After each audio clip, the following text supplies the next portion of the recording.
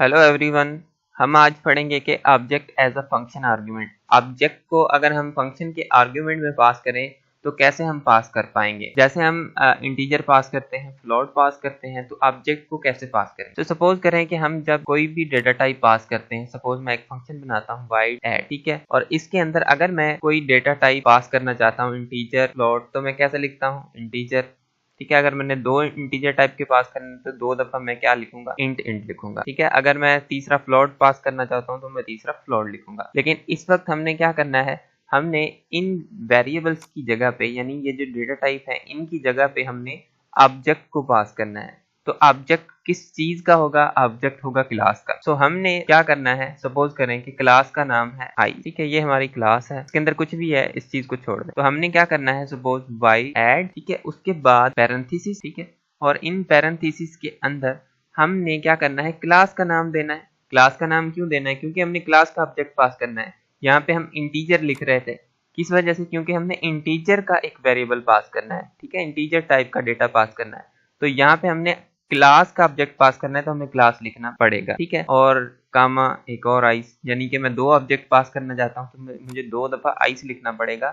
Ice क्या है, हमारी क्लास का नाम है। अच्छा देखें, ये क्लास है हमारी, इसके अंदर मैं प्राइवेट में एक डेटा टाइप बना लेता हूँ प्राइवेट, और इसके अंदर मैं एक इंटीजर टाइप का टी डेटा टाइप बना लेता हूँ, ठीक है। और पब्लिक के अंदर क्या करता हूँ, मैं कुछ फंक्शंस डिक्लेयर करता हूँ। पहला फंक्शन जिसके अंदर हमने ऑब्जेक्ट पास करने हैं, तो मैं लिखता हूँ वाइड, और ऑब्जेक्ट जिसमें हम जिस फंक्शन में पास करेंगे उसके अंदर हम ऑब्जेक्ट की वैल्यू को ऐड कर देंगे, ठीक है।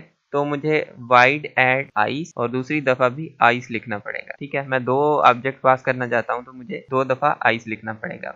और बाहर जाके मैंने इसको डिफाइन करना है, तो सबसे पहले मुझे रिटर्न टाइप बताना पड़ेगा वाइड, उसके बाद क्लास का नाम आइस, देन स्कोप रेजोल्यूशन ऑपरेटर, और उसके बाद हमने लिखना है फंक्शन का नाम ऐड है, ठीक है। इसके अंदर दो ऑब्जेक्ट पास हो रहे हैं, आइस, क्लास का नाम है आइस, और इसका एक फॉर्मल ऑब्जेक्ट बनाना पड़ेगा। तो मैं कह देता हूँ सपोज एस, और दूसरा बना देता हूँ आइस और डी। ये दो हमारे क्या हो गए, ऑब्जेक्ट। अब आप देखें, इनके अंदर कुछ भी करना है हमने वो हम करते हैं, लेकिन आपने इस चीज को समझना है कि जब हम कोई भी इंटीजर टाइप का डेटा पास कर रहे थे तो हम यहाँ पे इंट लिख के ना, अगर हमने क्लास का कोई ऑब्जेक्ट पास करना है तो हमें क्लास का नाम लिखना पड़ेगा। जैसे हम फिर क्लास कोई भी फंक्शन जिसके अंदर इंटीजर पास करते हैं, तो हम जब उसको डिफाइन करते हैं तो हम इंटीजर एक्स इंटीजर वाई करते हैं। तो यहाँ पे हमने क्या किया है, आइस एस और आइस डी। तो यहाँ पे मैं एक्स कर देता हूँ और इसको मैं वाई। देखें, ये हमारे दो ऑब्जेक्ट हो गए। अब आप सपोज करें कि मैंने इसको कॉल करना है, अभी तो ऊपर तो कुछ भी नहीं डिफाइन किया, तो जब मैं इसको कॉल करूंगा तो कैसे कॉल करूंगा, सपोज मुझे कोई भी एक ऑब्जेक्ट चाहिए क्लास का,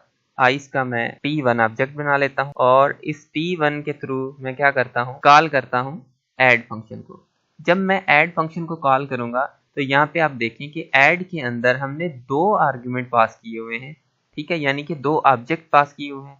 तो सबसे पहले तो मुझे दो ऑब्जेक्ट चाहिए जो ऐड के अंदर मैं पास करूँ, ठीक है, यानी कि मुझे दो ऑब्जेक्ट बनाने पड़ेंगे जो मैं ऐड के अंदर पास करूँ, ठीक है। तो यहाँ पे मैं क्या करता हूँ, आइस के दो ऑब्जेक्ट बनाता हूँ, एक T1 कर लेता हूँ और एक T2 कर लेता हूँ, ठीक है। दो ऑब्जेक्ट मैंने क्लास के बना। अब यहाँ पे जो मैं करता हूँ ये T3 कर लेता हूँ जिससे मैंने कॉल करना है, ठीक है। इसके अंदर मैं एक पास करता हूँ T1 और दूसरा T2। अब देखें, T1 क्या है, एक ऑब्जेक्ट है, और T2 क्या है, एक ऑब्जेक्ट। दोनों मैंने क्या कर दिए, ऐड फंक्शन के अंदर पास कर दिए। तो ये यहाँ से पास होकर कहाँ जाएंगे, जहाँ पे इसकी डेफिनेशन है, यानी कि T1 की वैल्यू x में चली जाएगी और T2 की वैल्यू y में, ठीक है ना, y ऑब्जेक्ट और x ऑब्जेक्ट। अब आप देखें, T1 ऑब्जेक्ट के अंदर कुछ भी नहीं है और T2 ऑब्जेक्ट के अंदर भी कुछ भी नहीं है, ठीक है। सिर्फ इसके अंदर एक T डेटा टाइप है, लेकिन उसके अंदर कोई वैल्यू नहीं है। तो हमें सबसे पहले T जो हमारा डेटा टाइप है उसकी वैल्यू सेट करना पड़ेगी। तो हम क्या करते हैं, फंक्शन बनाते हैं वाइड सेट, ठीक है। सेट डेटा से हम क्या करते हैं कि वैल्यू सेट कर देते हैं। तो मैं ये वैल्यू यहाँ पे ही सेट कर देता हूँ, t इज इक्वल टू 10, ठीक है। और यहाँ पे मैं मैसेज प्रिंट कराता हूँ और सी इन करा लेता हूँ, सी आउट, ठीक है। तो मैंने यहाँ पे t की वैल्यू को सी इन करा लिया है, ठीक है, इंटर वैल्यू ऑफ t, और ये मैसेज प्रिंट होगा और t की वैल्यू हम सी इन कराएंगे, ठीक है।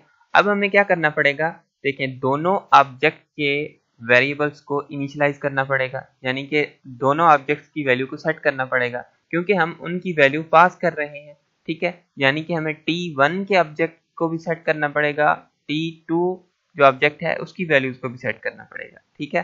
सो हम कैसे सेट करेंगे, T1 डॉट सेट डेटा, ठीक है। जैसे हम t1 डॉट सेट डेटा को कॉल करेंगे तो हमारा सेट डेटा कॉल हो जाएगा और t के अंदर जो हम वैल्यू इंटर करेंगे, यानी t ऑब्जेक्ट के अंदर जो हम वैल्यू इंटर करेंगे वो t ऑब्जेक्ट के वेरिएबल में स्टोर हो जाएगी।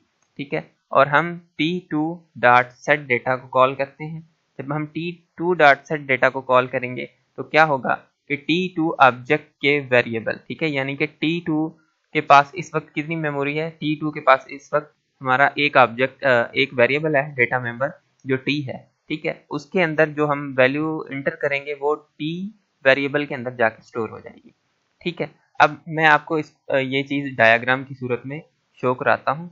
अब आप सपोज करें ये t1 ऑब्जेक्ट है और ये t2 ऑब्जेक्ट है, इन दोनों के अंदर एक एक डेटा मेंबर है, इसका भी डेटा मेंबर t है और इसका भी डेटा मेंबर t है। तो जब हम सेट डेटा को कॉल करेंगे तो t1 के डेटा मेंबर की वैल्यू भी सेट हो जाएगी और t2 के डेटा मेंबर की वैल्यू भी सेट हो जाएगी। अब आप सपोज करें कि हमने कुछ वैल्यूज इंटर की हैं। ठीक है, पहली दफ़ा हमने 100 इंटर किया और दूसरी दफ़ा हमने 300 इंटर कर दिया। आप देखें यहाँ पे जब हम t1 डॉट सेट डेटा को कॉल कर रहे हैं तो हमें एक मैसेज प्रिंट होगा कि इंटर वैल्यू। जब हम वैल्यू इंटर करेंगे तो वो t1 के डेटा मेंबर में स्टोर हो जाएगी और जब हम सेट डेटा को दूसरी दफ़ा कॉल कर रहे हैं तो वो वैल्यू हमारी t2 ऑब्जेक्ट के डेटा मेंबर में स्टोर हो जाएगी। अब आप देखें यहाँ पे t1 ये ऑब्जेक्ट पास हो रहा है और t2 भी ऑब्जेक्ट पास हो रहा है, जिन दोनों की वैल्यू हमारी सेट हो गई है। अब हमने क्या करना है, यहाँ पे हमने t1 और t2 ऑब्जेक्ट को एज आर्ग्यूमेंट दिया है, तो हम जहाँ पे इसको डिफाइन कर रहे हैं वहाँ पे इनकी वैल्यूज जाएगी। तो हमारा टास्क क्या है कि इस फंक्शन के अंदर, जिसके अंदर हमने ऑब्जेक्ट को as a function argument pass किया है, इसके अंदर हमने क्या करना है, t1 की वैल्यू और t2 की वैल्यू को ऐड करना है। ठीक है ना। सो कैसे ऐड करेंगे, हम देखें, इसकी वैल्यू को और इसकी वैल्यू को ऐड करना है हमने। तो ऐड कैसे करेंगे, सपोज करें कि t के अंदर, t क्या है, एक वेरिएबल है जो ऊपर पहले से डिफाइन है, उसके अंदर t1 dot t plus t2 dot t चला जाए। अब आप देखें t के अंदर t1 डॉट t यानी कि t1 डॉट t इस डेटा मेंबर की वैल्यू और t2 डॉट t इस ऑब्जेक्ट के डेटा मेंबर की वैल्यू है। तो ये दोनों ऐड होके t के अंदर चले जाएंगे। ठीक है, और हम क्या कर देंगे, सी आउट कर देंगे t। ठीक है, आइए करते हैं। तो इसके अंदर करते हैं कि t is equal to t, और यहाँ पे हमने t1 नहीं लगाना, यहाँ पे हमने x लगाना है क्योंकि x यहाँ पे इसका फॉर्मल ऑब्जेक्ट है। ठीक है ना, तो हमने क्या करना है कि x dot t plus y dot t। ठीक है, ये दोनों ऐड होंगे और ऐड होने के बाद हम क्या करते हैं, सी आउट करते हैं t को। इससे पहले हम मैसेज प्रिंट करा लेते हैं, value of object after adding. ठीक है, अब हम क्या करते हैं, रन कराते हैं प्रोग्राम को और होपफुली आपको समझ में आ गया होगा। जब हम रन कराएंगे तो आपको ज्यादा कॉन्सेप्ट क्लियर हो जाएगा। सो हम रन करते हैं इसको। देखिए कह रहा है inter a value of t, तो हम 12 इंटर करते हैं। तो जब हमने 12 इंटर किया तो जो हमारा t1 ऑब्जेक्ट था उसकी वैल्यू सेट हो गई है। ठीक है, यानी t1 ऑब्जेक्ट के डेटा मेंबर की वैल्यू 12 हो गई है। अब वो कह रहा है कि इंटर वैल्यू ऑफ t, दोबारा हमने t2 के थ्रू सेट फंक्शन को कॉल कराया हुआ है। अब हमने t2 ऑब्जेक्ट के डेटा मेंबर की वैल्यू सेट करनी है, तो मैं इसकी वैल्यू सेट करता हूँ 24।